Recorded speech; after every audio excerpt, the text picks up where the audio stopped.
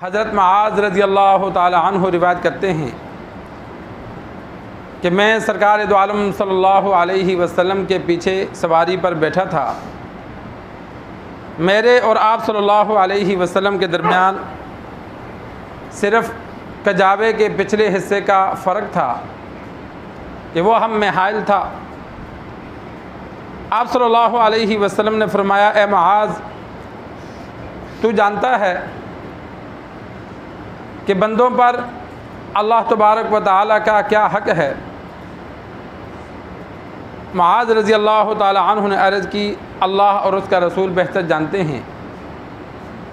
आप सल्लल्लाहु अलैहि वसल्लम ने फरमाया, बंदों पर अल्लाह का ये हक़ है कि बंदे उसकी इबादत करें और अल्लाह के साथ किसी को शरीक ना करें। और फिर आप सल्लल्लाहु अलैहि वसल्लम ने फरमाया, तुझे मालूम है कि बंदों का अल्लाह पर क्या हक़ है? फरमाया, अल्लाह और उसका रसूल बेहतर जानते हैं। आप सल्लल्लाहु अलैहि वसल्लम ने फरमाया, बंदों का अल्लाह पर यह हक़ है कि जो उसके साथ शरीक ना करें, अल्लाह उनको अज़ाब ना दे। मुआज़ रज़ियल्लाहु ताला अन्हु ने अर्ज़ की, या रसूलल्लाह सल्लल्लाहु अलैहि वसल्लम, मैं लोगों को यह खुशखबरी ना सुनाऊं?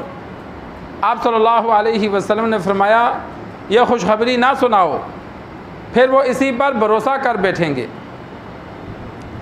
सरकार दो आलम सल्लल्लाहु अलैहि वसल्लम के इस फरमान में हज़रत मुआज़ रज़ियल्लाहु ताला अन्हु ने पहले अपना क़ुर्ब बयान किया कि ये जो मैं रिवायत कर रहा हूँ, ये मैंने आप सल्लल्लाहु अलैहि वसल्लम से ख़ुद सुनी और दूर बैठकर नहीं सुनी। मेरे और आप सल्लल्लाहु अलैहि वसल्लम के दरमियान ऊँट पर रखने का जो कजावा होता था, लक्कड़ का बना हुआ, कि बंदा एक आगे बैठता था एक पीछे, दरमियान में वो रुकावट बनाई जाती थी पकड़ने के लिए, कि वो सिर्फ़ कजावा हाइल था। इतना मैं गरीब था आप सल्लल्लाहु अलैहि वसल्लम के। तो आप सल्लल्लाहु अलैहि वसल्लम ने फरमाया, बंदों पर अल्लाह का ये हक़ है कि बंदे अल्लाह की इबादत करें, अल्लाह के साथ किसी को शरीक ना करें। इबादत में अगर इंसान अल्लाह के अलावा गैर की थोड़ी सी भी नीयत करता है तो अल्लाह ऐसी इबादत को कबूल नहीं करता। दिखलावे के लिए इबादत की या किसी और मकसद के लिए इबादत की जाए सिर्फ़ अल्लाह तबारक व तआला की रज़ा के लिए, दुनिया का कोई मकसद बीच में ना हो। अल्लाह तबारक व तआला गज्जूर है, अगर ज़रा बराबर भी गैर का शुबा पाया जाए तो अल्लाह ऐसी इबादत को कबूल नहीं फरमाता। और इसी तरह अल्लाह की ज़ात और सिफ़ात में गैर को शरीक ना किया जाए। दो खुदा मानना, तीन खुदा मानना, यह अल्लाह की ज़ात में शिरक है। और सिफ़ात में कि जो सिफ़ात अल्लाह के साथ ख़ास हैं उनमें गैर को शरीक करना। अल्लाह तबारक व तआला क़ादिर मुतलक हैं कि जो चाहें कर सकते हैं। अब किसी और को क़ादिर मुतलक मानना कि वो भी जब चाहे जो चाहे कर सकता है, यह अल्लाह के साथ शिरक है। मदद मांगनी है तो सिर्फ़ एक अल्लाह से मांगनी है, अल्लाह के अलावा गैर से मदद नहीं मांगनी। एक मसला जहन नशीन कर लें, बहुत से लोग ये बातें सवाल पैदा करते हैं, जी वो फ़लाँ नबी ने मदद मांगी फ़लाँ बंदे से, या फ़लाँ बंदा मदद मांगता है, या तुम भी तो मदद मांगते हो। तो ये मसला जहन नशीन कर लो कि मदद दो तरह से मांगी जाती है, दो चीज़ों की मांगी जाती है। एक तो वो काम है जो अल्लाह के अलावा कोई नहीं कर सकता, अरबी में कहते हैं तहतल असबाब और मा वरा अल असबाब, कि वो काम जो असबाब के मातहत होते हैं या वो काम जो असबाब के मातहत नहीं होते। कुछ काम ऐसे हैं जिनके लिए कोई सबब नहीं चाहिए, वो अल्लाह ख़ुद फरमाता है, अल्लाह ख़ुद करता है। बीमारी लगाना, इसके लिए किसी सबब की ज़रूरत नहीं है। बसा औक़ात इंसान बिल्कुल मुकम्मल एहतियात करता है लेकिन रब लगा देता है। शिफा देना, बारिश बरसाना, औलाद देना ना देना, ये ऐसे मामलात हैं कि दुनिया के असबाब का इसमें कोई ताल्लुक़ नहीं है कि किसी डॉक्टर के पास जाओ कि वो औलाद दे देगा, किसी डॉक्टर के पास जाओ उससे शिफा मिल जाएगी, नहीं। वो दवाई दे सकता है, शिफा देनी रब की ज़ात है।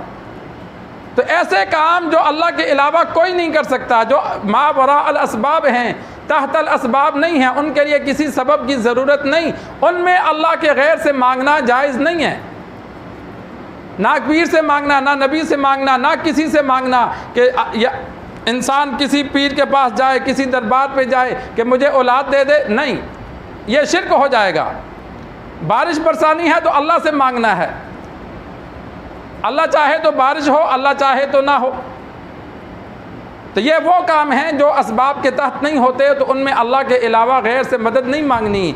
और जो काम असबाब के तहत होते हैं, मिसाल के तौर पर एक बंदा मकरूज़ है तो वो किसी को कहता है भाई कोई तावन कर दो, तो अब ये असबाब के तहत एक दूसरे से मदद मांगना जायज़ है।